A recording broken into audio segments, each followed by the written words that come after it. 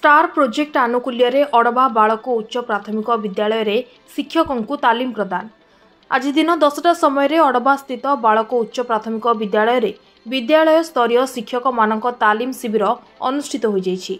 ଏହି କାର୍ଯ୍ୟକ୍ରମରେ ମୋହନା ଗୋଷ୍ଠୀ ଶିକ୍ଷା ଅଧିକାରୀ ନରେନ୍ଦ୍ର କୁମାର ବେହେରା ଏହି ତାଲିମ ଶିବିରରେ କିଭଳି ଭାବେ ଶିକ୍ଷକ ଓ ଛାତ୍ରଛାତ୍ରୀଙ୍କ ମଧ୍ୟରେ ସୁସମ୍ପର୍କ ଗଢ଼ି ଉଠିବା ସହ କିଭଳି ଭାବରେ ଛାତ୍ରଛାତ୍ରୀମାନେ ଉନ୍ନତ ମାନର ଶିକ୍ଷା ଗ୍ରହଣ କରିପାରିବେ ତାହା ଶିକ୍ଷକମାନଙ୍କୁ ତାଲିମ ପ୍ରଦାନ କରିଥିଲେ।